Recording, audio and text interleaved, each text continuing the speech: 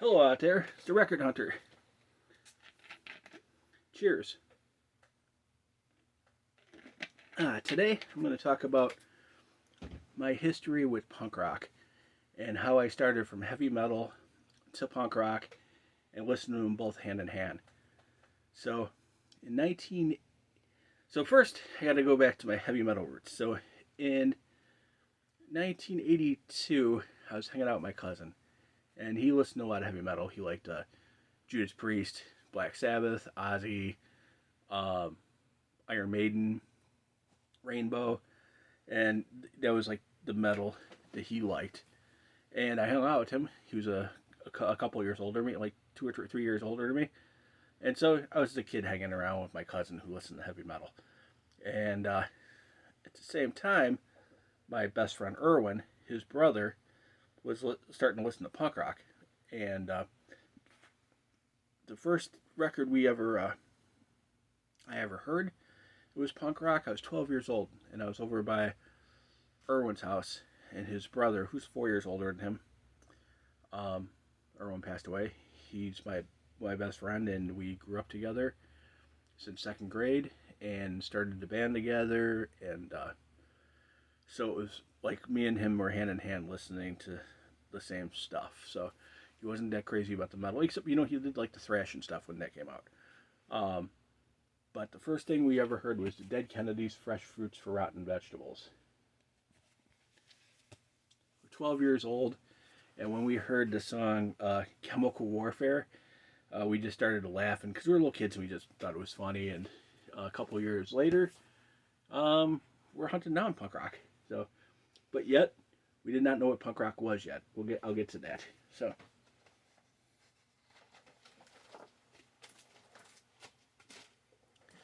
So a couple of years pass, or a year passes, and it's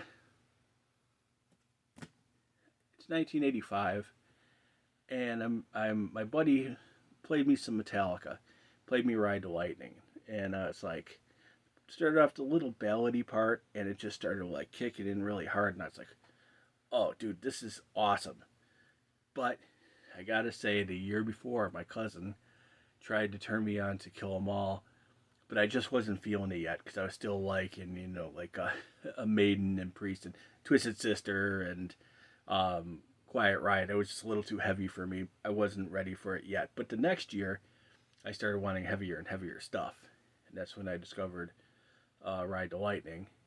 And so I go to Cruise and Music, and I'm looking for I was looking for Metallica. I couldn't find Metallica, and I was like, hey, I'm looking for, I like Metallica a lot, but I'm looking for more stuff like this. And then he showed me a bin about the size of this milk crate here. It's called Thrash Hardcore. And he says, if you're looking for heavy stuff, you need to shop out of that. And so I go looking there, and the first thing I find is Dead Kennedys. And God We Trust Incorporated. So this is the first record I bought in '85. Then I went and I bought the Fresh Fruits for Rotten Vegetables, but on cassette. On the other side, they had two sides. Like one had vinyl and one had cassettes. So over the next year and a half, 2 years, I picked up the rest. This one came up next, actually, Plastic Surgery Disaster. Found that. And then we found Bedtime for Democracy. And last, I found Frankenchrist.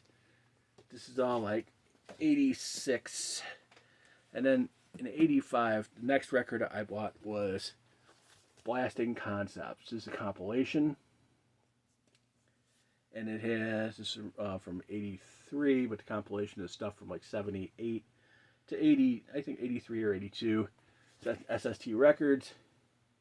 It has Black Flag, Husker Du, Sacred Trust, Worm, Minutemen, Meat Puppets, Stain, and Overkill. Not the metal band, the other one. And I heard of Black Flag, so I bought this. And I had a buddy I used to hang out with. He became like, he was born like his mom was very like Bible Belt Christian, and he was really in the metal with me at the time. And I played this for him, and he's like, what is this? Because he was like, I was like in like stuff a little heavier. He was like in like Def Leppard and Motley Crue and Bon Jovi. I mean, I wasn't into that, but I was into like I liked Motley Crue up to like I like that first two albums. They're all right, but like he was really into like some of the stuff I didn't even like, early hair metal, and I was like, I don't know, man, but it's pretty good. I like it. I liked it a lot because I was looking for angrier stuff, and I was like, this was pretty like up my alley. And the next thing I bought this used. I had to borrow this back from my DJ partner. I let her borrow this about 20 years ago. She let me borrow it back. I don't think I own this record no more, but this is the one of the first records I bought back in like 85, 86. This is Iggy and the Stooges. I consider this the first actual true punk album. It's from 1973. But I didn't really know what punk was. I thought it was heavy metal. I thought that was heavy metal. I thought it was metal. I thought it was all metal. And the next stuff I bought was my buddy Jefferson. He was in the new wave. And I'm like, well, you like the Dead Kennedys? So he's like, yeah, I like new wave. As Dead Kennedys new wave? He's like, yeah, that's what that is. He's like, oh, okay. I didn't know what kind of music it was, And it's like, what other bands you like? He says, oh, I like the Sex Pistols, the Clash, and then he liked a couple other things like Depeche Mode and stuff, which was actually we would consider new wave. But I picked up I dug the Kennedys, so I picked up the Sex Pistols. Never mind the Bullocks. Here's the Sex Pistols from 1977. And soon later I picked up this and I haven't listened to it in years, this Carry On Sex Pistols. It has like interviews and some songs and stuff in between it. It's not great, but I was looking for more Sex Pistols and didn't realize they only had really one record. And I picked up the Sid Vicious album from 78, 79.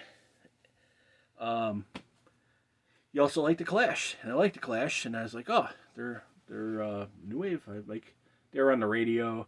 You'd hear Rock the Casbah and Should I Stay or Should I Go? I really like the song Should I Stay or Should I Go? So I bought this. It's from '82. Combat Rocks. And then I found the first album. Oh, I like this a lot more. When I heard this, I was like, this is really great. And so I was talking to my mom about like how I like these new wave bands. She's like, that's not new wave. That's punk rock. Or that's punk. You can call it punk rock. They think that's punk. And it's like, yeah, she's like, punk is like, the Ramones, she said the Ramones, the Sex Pistols, and I'm like, oh, okay, cool. So I'm going to introduce you to my friend, and he's really into punk, so he was really excited to find somebody. He was a little younger, but older than me, and was excited to find somebody who was like getting into punk. So he recorded me these two records, and then I just went and bought them right away. See, the Ramones, the first album, 1976, and Rocket to Russia, 1977. Third album, though. And my mom gave me her Patti Smith record, which I think he gave to her. The Horses. It's from 1974, I believe, or 75. It's a little beat up, but this was my mom's record. And she told me I should check out the B-52s.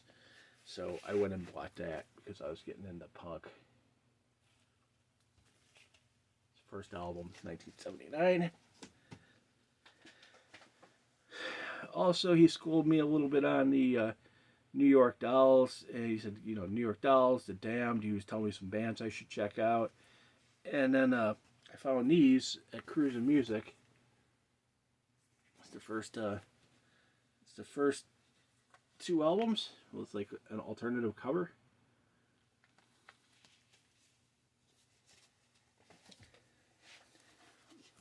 And the second album. I found them together, so I bought them both at the same time. I didn't realize that they were the same. I'm glad I didn't realize, because I may not have bought this if I realized that the second album was in that one, but I bought it, and this is from 70, I think it's 73, 70, 72, 73, or 73, 74. Okay, I have the first Damned album. I wanted to show you, but my DJ partner has it, but I bought this when I was a freshman in high school. This is the first album with the second album on it, but this is one of the first records I bought. Not this one, but not this record in particular, but the first album's on here, and I just wanted to show it. So, and I wanted to do the video, so I wanted to do it today. So, okay, so as of this point, now I'm going to go back to where I was starting to like really listen to like thrash. I'm starting to really understand the thrash hardcore section. So I'm looking for stuff like that. And the teacher of my old school, Mario, old friend of mine, was made me a compilation, and these two bands were on there. So I went, and the whole compilation, I was just looking for the records. So I originally bought these two on cassette and picked these up on vinyl, I think the following year. This DRI's Dealing With It album. It's from 1985. And Suicidal Tendencies' first album. It's from 1983.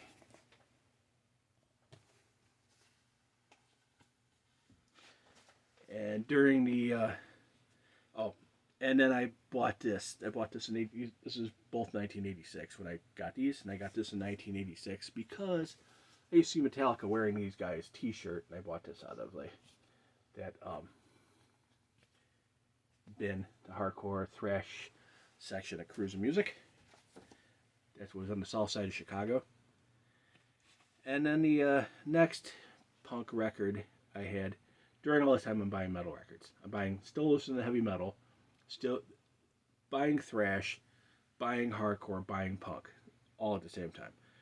And actually, I had some other records which I excluded out of there because I don't really consider them punk, but I've had them at that time. Was like some Blondie, some Go-Go's, Billy Idol, and Talking Heads, and Adamant, or like some of the other records I had back at that time, where I didn't show them because I don't really consider them punk. Some people do, but I don't. So I saw this record because I saw a movie. Me and everyone saw a movie called Arg, A Music War, and I saw this used at Cruising Music, and the album cover was awesome. That's why I picked it up for, I don't know, probably a $1.75, I think I paid for it. And it's a compilation of like some of the great songs. And She Said, and Human Fly, and Goo Goo Muck. I believe at least 2 of the 3 of those songs are in the movie. And I was just so impressed by this album cover, and I was so impressed by Lux's performance that when I saw Cramps record, I had to buy it.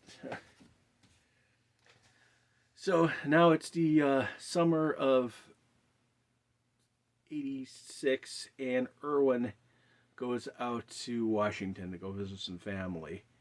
And he comes back with these 4 records on cassette. And then I bought them shortly when they came, when I found them. He bought Bad Brains, Rock for Light, 1983.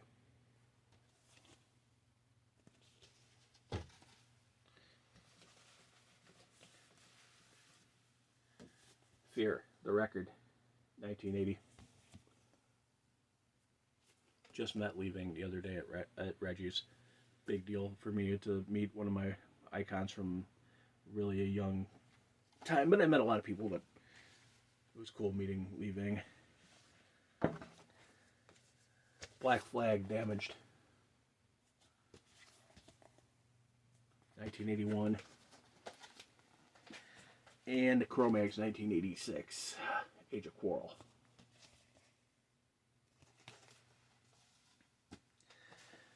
So he bought them on cassette, and then soon I found them on vinyl, and I picked them up on vinyl. Another band, these are a couple bands that he discovered. Minor Threat.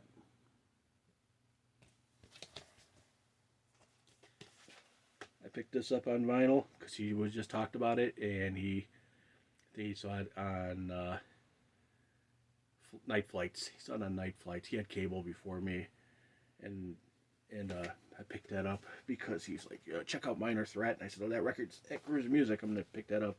And he told me to check out the Circle Jerks. I don't know where he discovered them, but I picked this up too because of Irwin telling me about them in this 81. And then the last record I could show is I was cruising music and I bought this on cassette. And because we were kids and we were starting to buy a lot of used stuff. We were not always bought out of the bin, but I saw the record, and it was getting a little expensive, so we buy used records and used cassettes all the time. So I found this on cassette, and I found Celtic Frost, Morbid Tales the same day on cassette, and I bought this and that. And this is Agnostic Front, Cause for Alarm, 1986. I bought this used. Also in 1986, at the end, I just wanted to show you this magazine, which was very helpful for us. This is Rip Magazine, and if you see, it's Ozzy, the Ramones, Motorhead, Black Flag, Metallica. So we started reading Rip Magazine and discovering more and more bands outside of the hardcore punk bin at Cruising Music. Then I went to high school.